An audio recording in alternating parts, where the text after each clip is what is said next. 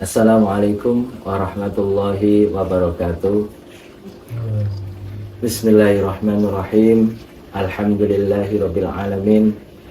Wassalatu wassalamu ala asrafil anbiya wal mursalin sayyidina wa maulana Muhammadin wa ala alihi wa sahbihi ajmain.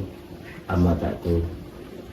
Alhamdulillah, pada kesempatan yang berbahagia ini kita masih diberi kesehatan oleh Allah Subhanahu wa Ta'ala, sehingga bisa melaksanakan aktivitas dengan baik. Sholawat ma'asalam semoga tetap terlimpahkan kehadiran junjungan kita Nabi Agung, Nabi besar Muhammad Sallallahu Alaihi Wasallam beserta keluarganya, sahabatnya, mudah-mudahan kepada kita semua yang mengikuti dan mencintainya. Alhamdulillah, ini Risalatul Masyayikh pada saat ini mengambil tema Hubbud Dunya Ra'su Kulli Khati'atin. Artinya cinta dunia itu adalah pokok pangkal dari kesalahan. Nah, dalam Islam kita tidak boleh atau dilarang mencintai dunia. Kalau bukan berarti kita tidak boleh kaya, bukan. Tetapi mencintai dunia ini dilarang. Kaya monggo silahkan. Para sahabat Rasul seperti Abdurrahman, sahabat Utsman bin Affan, ya, beliau ini kan juga termasuk kaya raya dan boleh sama Rasulullah. Malah bagus kekayaannya digunakan untuk perjuangan Islam. Jadi orang Islam itu harus kaya, ya.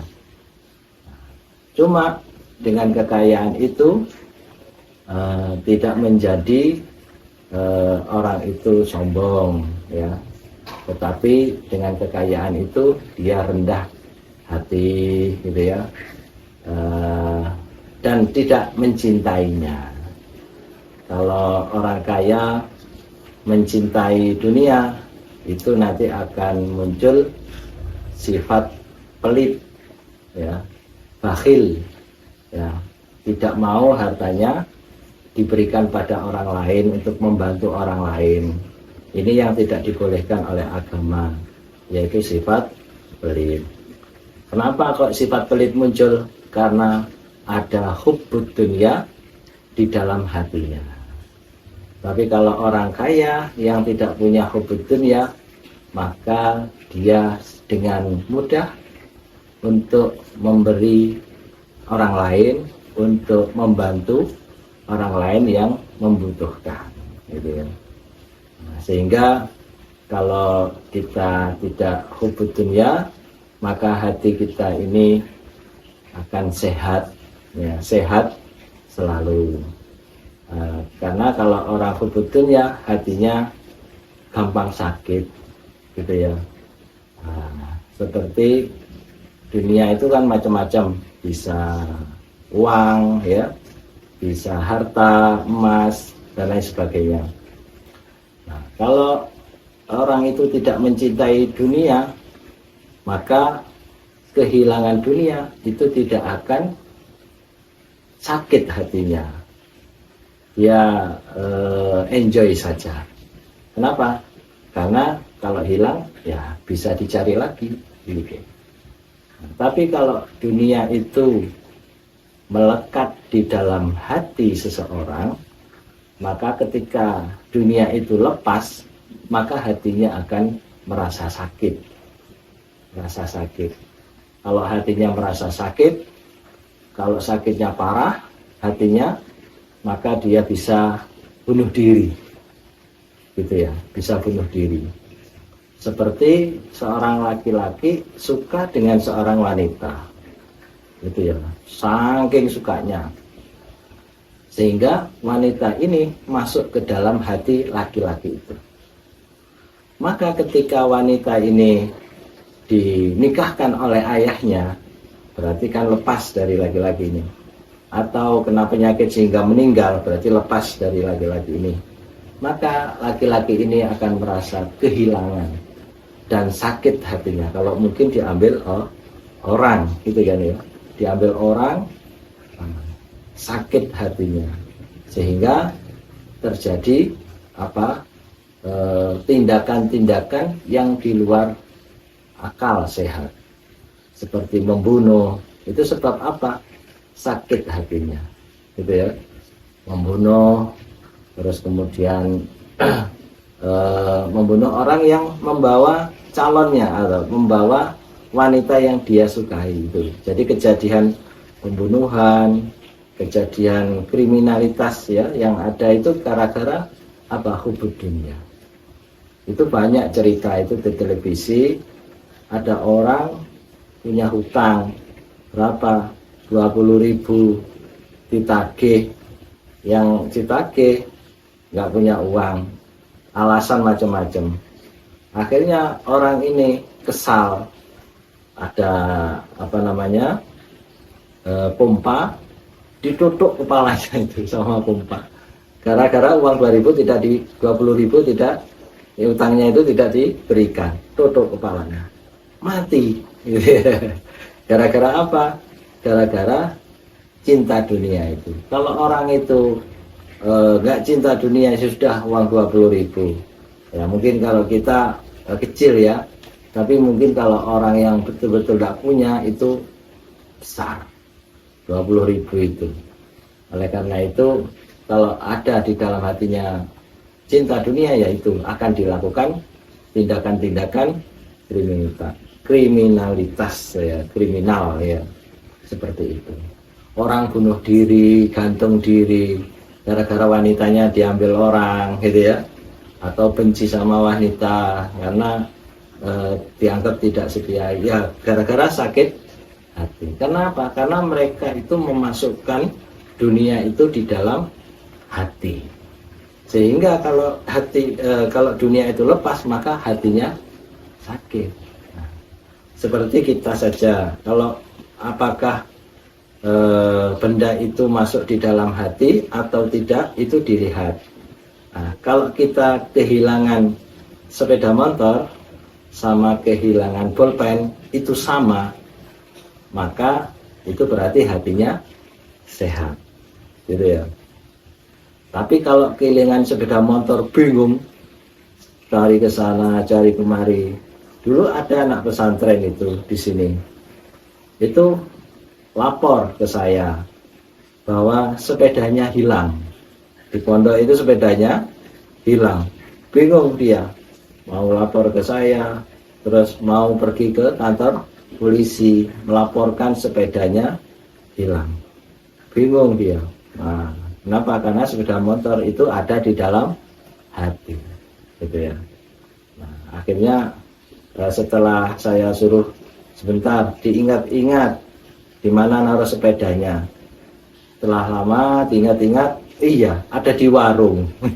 Jadi dekat pondok ini ada warung, dia makan di warung, bawa sepeda motor dari kampus, kemudian pulang jalan kaki, sepedanya ditinggal di situ. Sehingga ketemu lah sepedanya. Tapi dari awal sudah kelihatan kalau sepeda motor itu ada di dalam hati, karena bingung itu tadi, ya. Coba kalau kehilangan bolpen, hilang bolpen, ya wes, nanti beli lagi ya, gitu ya. Tidak bingung, tidak lapor polisi, tidak kemana-mana, begitu ya. Kalau kehilangan itu satu masuk di dalam hati, yang sepeda motor, yang bolpen tidak masuk di dalam hati. Sehingga kalau mahasiswa kepingin hatinya sehat, tidak sakit, jangan sekali-kali memasukkan barang-barang di dalam hati. Isi, kalau ilmu tasawuf itu isi, atau teosofi ya, mata kuliah, isi hatinya dengan cinta kepada Allah dan Rasulnya.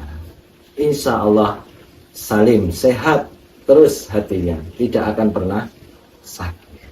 Kenapa? Karena itu tadi tidak merusui, ngotori hati. Kalau hati kotor apa bahayanya? Loh, bahayanya mudah dihinggapi penyakit-penyakit hati gitu ya. Seperti sombong, ya, ujub, riya, ya, sum'ah, wa ala ali wa sobihi ajmain, banyak ya teman-temannya penyakit hati itu. Oleh karena itu kita harus wajib menjaga hati, karena hati itu di dalam tubuh manusia ini adalah raja. Jika hatinya baik, maka seluruh tubuh akan baik. Jika hatinya buruk, maka seluruh tubuh akan melakukan perbuatan yang buruk. Ya. Inna fil jasadi mudghah. Idza saluhat saluha sairu amali wa idza fasadat fasada sairu amali. Ala wahiyya qalb. Tahuilah bahwa itu adalah hati. Nah, maka hati ini kalau kemudian sehat, insya Allah perbuatannya akan sehat. Tapi kalau hatinya rusak, maka tangan ini akan menjadi perusak, kaki ini akan menendang, ya, menjadi perusak. Kenapa? Karena hatinya sakit, karena hatinya tidak sehat. Oleh karena itu, Imam Al-Ghazali itu betul-betul mementingkan hati, karena itu adalah raja yang akan memerintahkan anggota tubuh kita untuk berbuat baik atau berbuat buruk. Kalau kemudian hatinya baik, insya Allah tangannya baik, mulutnya juga baik. Tidak ada keluar kata-kata kotor, tidak ada keluar kata-kata mengumpat, ya, menghina, membuli, macam-macam itu tidak akan keluar. Kenapa? Karena hatinya baik. Tapi kalau hatinya kotor, maka seluruh tubuh ini akan melakukan perbuatan yang kotor. Tangannya akan nge-share perkara yang belum tentu benar, gitu ya, memfitnah orang, menjelekkan orang. Maka hati-hati, sekarang ini musimnya pilpres. Jangan pernah ikut-ikut menjelekkan A, menjelekkan B, menjelekkan C. Walaupun A, B, C itu jelek semua. Walaupun A, B, C itu jelek semua, umpamakan ya.